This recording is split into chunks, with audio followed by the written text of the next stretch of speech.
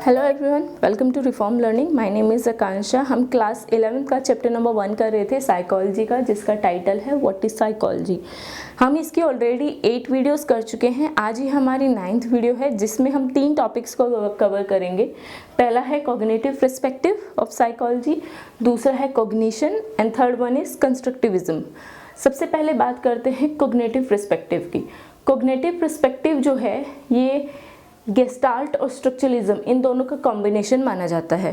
Gestalt और structuralism की अगर हम बात करें, क्विक रिव्यू कर लेते हैं इसके बारे में। तो स्ट्रक्चरलिज्म जो कि बात करता था माइंड के स्ट्रक्चर के बारे में और बोलता था कि माइंड को समझने के लिए उसके स्ट्रक्चर को समझना बहुत ज़रूरी है, और स्ट्रक्चर को समझने के लिए उसे छोटे छोटे पार्ट्स में डिवाइड करके हर एक पार्ट को इंडिविजुअली समझकर हम पूरे स्ट्रक्चर को समझ जाएंगे। ठीक है। जबकि गेस्टाल्ट बोलते थे कि हमें पार्ट्स में डिवाइड करके नहीं समझना चाहिए। पार्ट्स की जैसे स्ट्रक्चरलिस्ट बोलते थे कि अलग अलग पार्ट में डिवाइड करो पहले स्ट्रक्चर को, फिर एक एक पार्ट को स्टडी करो, फिर उसके बाद आप बेटर तरीके से समझ पाएंगे। लेकिन गेस्टाल्ट बोलते थे कि ऐसा नहीं है, हमें उसको होल कंप्लीट स्ट्रक्चर को ही पहले स्टडी करना चाहिए। क्यों? क्योंकि रियल लाइफ में जब भी हम कोई एक्सपीरियंस लेते हैं वो होलिस्टिक होता है। तो चाहे तो अगर आप इसके बारे में दोबारा से रिकॉल करना चाहें तो पिछली वीडियोस में देख सकते हैं। ठीक है। तो हम बात कर रहे थे कॉग्निटिव पर्सपेक्टिव की। तो कॉग्निटिव पर्सपेक्टिव इन दोनों का कॉम्बिनेशन बोला जाता है। क्यों बोला जाता है?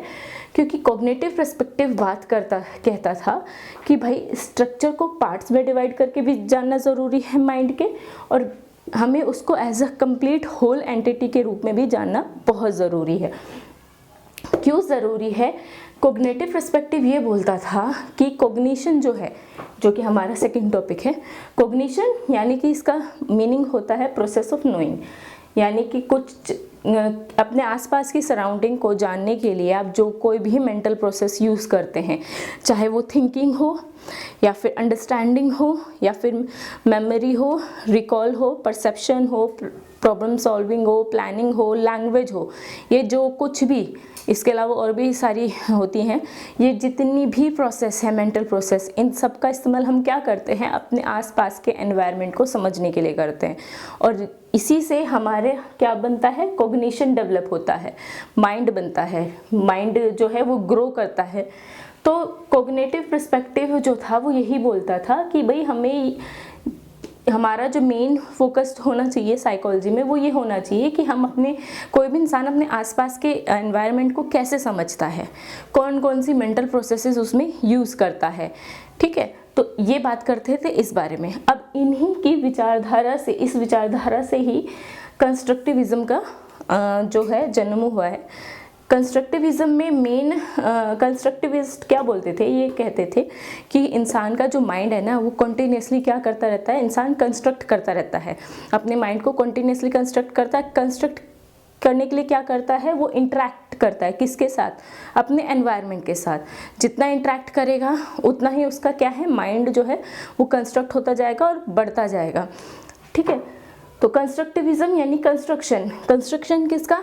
माइंड का। कौन सी प्रोसेस के थ्रू? इंटरेक्शन प्रोसेस के थ्रू। ठीक है। तो ये बात करते थे किसके? कंस्ट्रक्शन की। किसके कंस्ट्रक्शन की?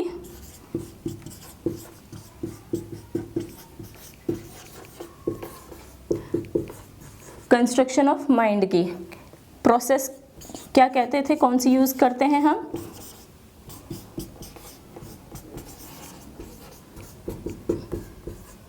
Interaction between with our environment के साथ इंटरेक्ट करके हम क्या करते हैं? अपने माइंड को कंस्ट्रक्ट करते हैं। अब इस विचारधारा को या इस स्कूल ऑफ साइकोलॉजी को हम बोल सकते हैं, दो लोग बहुत ज़्यादा इसमें जो प्रसिद्ध हैं। पहले हैं पियाजे और दूसरे हैं वाइगोत्स्की। पियाजे ये बोलते थे कि कोई भी बच्चा है वो अपने माइंड का कंस्ट्रक्ट खुद करता है, खुद वो अपने आप प्रॉब्लम से डील करना सीख जाता है और उसका सॉल्यूशन अपने माइंड में कंस्ट्रक्ट करता है। जबकि वाइगोत्स्की बोलते थे कि नहीं, ऐसा नहीं है कि है ना बच्चा जो है वो खुद अपनी प्रॉब्लम को सॉल्व करना सीख जाता है, उसको किसी ना किसी अपने से एल्डर अडल्ट की हेल्प की ज़रूरत ज़रूर पड़ती है। अब जैसे ये बोलते थे कि भाई आपने बच्चे को एक क्वेश्चन दे दिया, फिर देखो वो अपने आप सॉल्व करेगा। एक बार नहीं कर पाया, 2 बार नहीं कर पाया, 3 बार नहीं कर पाया, 4 बार नहीं कर पाया, लेकिन कभी ना कभी तो वो उसको खुद सॉल्व करेगा, ऐसे उसकी जो मैथमेटिकल स्किल है वो और ज़्यादा निखरेंगी। लेकिन वाइगोत्स्की बोलते थे कि भाई ये तो ठीक नहीं है कि तुमने क्वेश्चन दे दिया और फिर बच्चे से एक्सपेक्ट कर रहे हो कि आज नहीं तो कल, कल नहीं तो परसों, परसों नहीं तो तरसों, जब जितना भी समय लगे वो अपने आप सीख जाए, तो क्या वो सही है? वो बोलते थे ये बिल्कुल ठीक नहीं है। इनका कहना था कि भाई अगर कोई बच्चा किसी क्वेश्चन में अटका है तो ठीक है, उसको आप थोड़ी सी हिंट देके उसकी हेल्प करो, ये नहीं कि कम्प्लीटली उसको उसके भरोसे छोड़ दो। ऐसे तो बच्चा, क्योंकि क्या बात है कि हम जब कोई भी चीज़ करते हैं, अगर उसमें काफ़ी हार्डवर्क करने के बाद भी हमें सक्सेस नहीं मिलती तो हम क्या हो जाते हैं? डीमोटिवेट हो जाते हैं। डीमोटिवेट अगर हो जाएंगे तो दोबारा हम ऐसा कुछ अटेम्प्ट करने के बारे में सोचेंगे भी नहीं। तो इसलिए वाइगोत्स्की और पियाजे दोनों ही बात करते थे कंस्ट्रक्शन ऑफ माइंड की, कि इंसान अपने माइंड को कंस्ट्रक्ट करता है कॉन्टीन्यूसली इंटरेक्शन के थ्रू अपने सोशल और कल्चरल एनवायरनमेंट के साथ। लेकिन पियाजे बोलते थे कि बच्चा जो है वो अपने माइंड का कंस्ट्रक्शन खुद करता है, जबकि वाइगोत्स्की बोलते थे कि वो खुद नहीं करता बल्कि अडल्ट की हेल्प से करता है।